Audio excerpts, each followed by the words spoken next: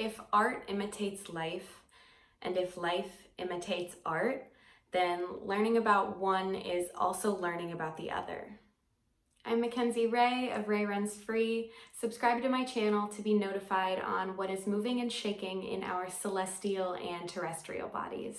As a dancer, choreographer, teacher, and lover of all performing arts in general, it made sense to me from a practical perspective when I was first learning astrology to see it in terms of the stage. My relationship with astrology and my astrological practice deepened so much more when I fully recognized the ever-changing, ever-moving nature of the planets and truly honored them as the bodies that they are. A birth chart or a natal chart is the exact moment that an event takes place or a person is born into this world, because every birth is an event. The stars are telling never-ending stories about what's going on in our individual lives and our collective lives.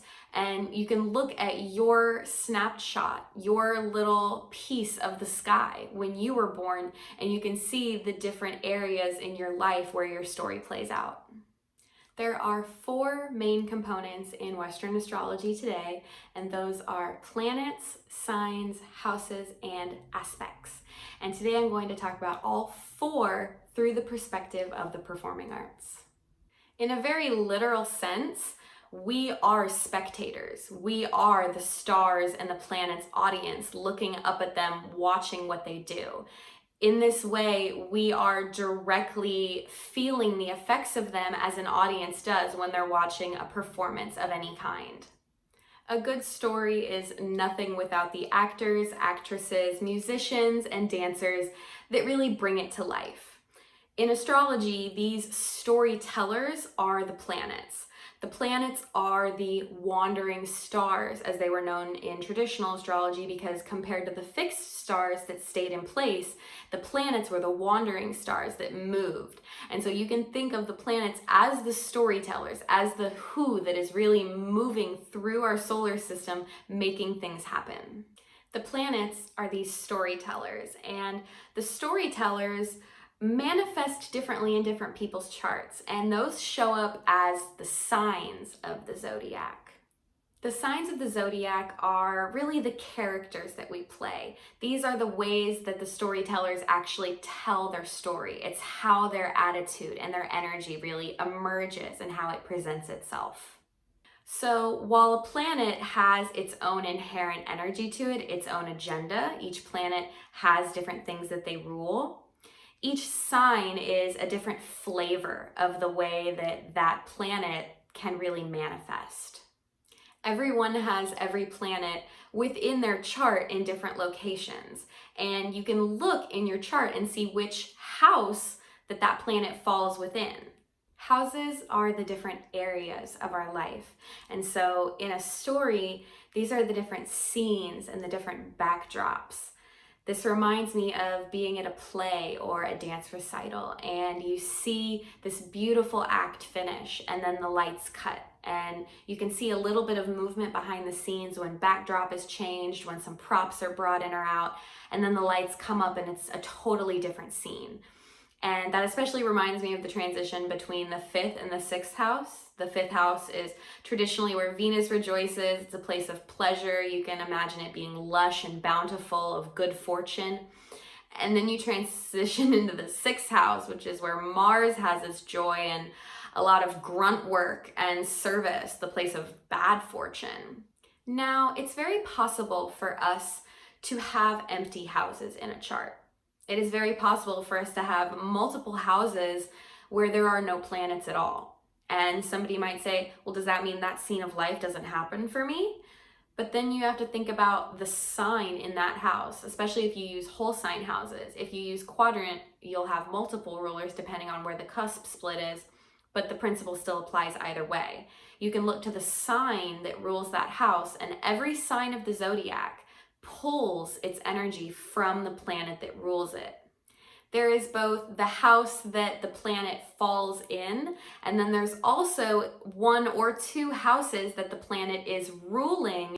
And empty houses remind me of a scene in a movie or a play where something very small happens that doesn't really seem like much at the time.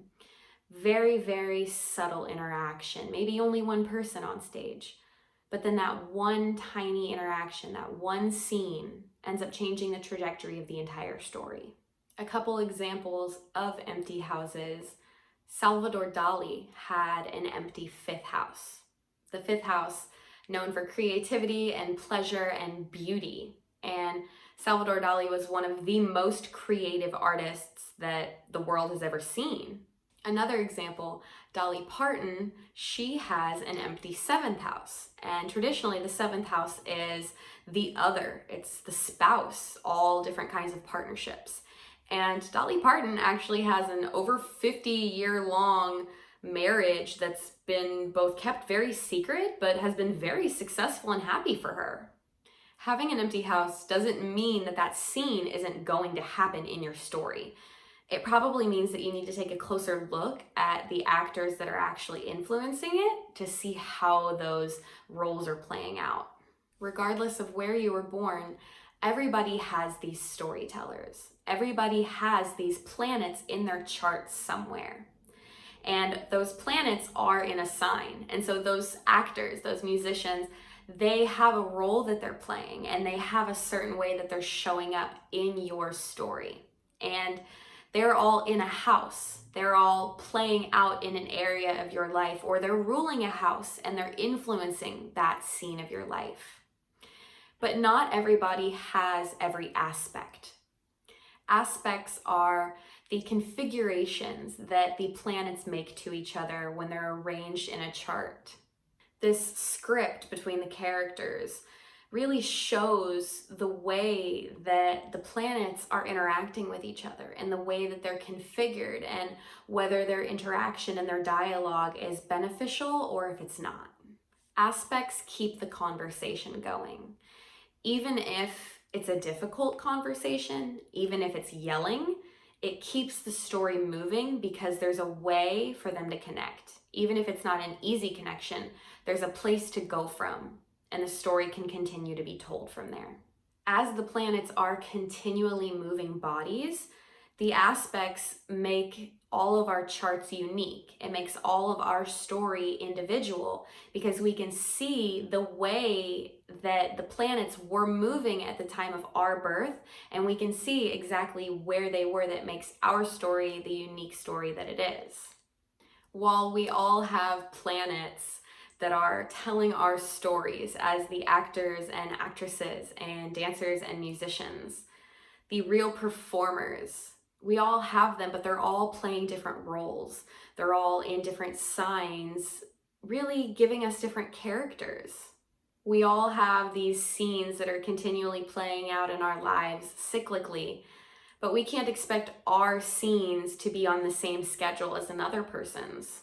The conversations that our actors and actresses are having, the aspects and configurations between the planets, these conversations are different from person to person. They're playing out differently in real time.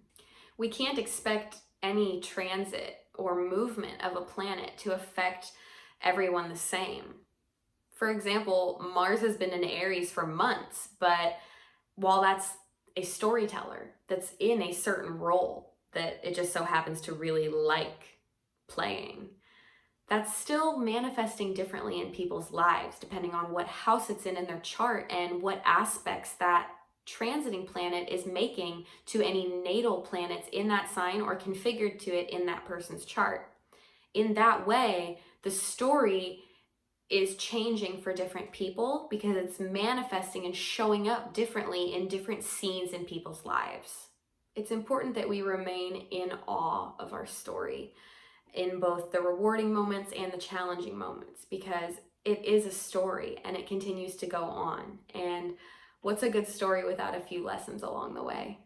Astrology works for many reasons, and one of them for me is seeing the way that it applies to the stage, to performance, because I, as a movement artist, can resonate with that meaning and can see that it follows.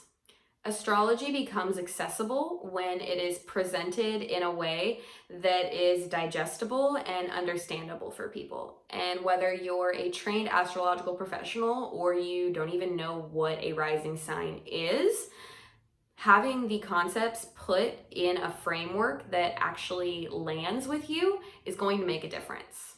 Our minds and our souls are held within these physical vessels of our bodies, and we can only learn as much as we are willing to feel. I really meant it when I said that my astrological practice changed when I started really honoring the planets as bodies that are constantly in motion. I hold such reverence for my own body, not just when I'm moving, but in everyday life. And really aligning those two movements of celestial and terrestrial bodies has given me much more integration in my day-to-day life. No matter how much you know about astrology or performing arts, I hope that this video is leaving you with a deeper appreciation for both. If you enjoyed this video, go ahead and give a thumbs up and comment any of your thoughts because I would love to hear them. I'm excited to make more videos like this, and I will see y'all in the next one.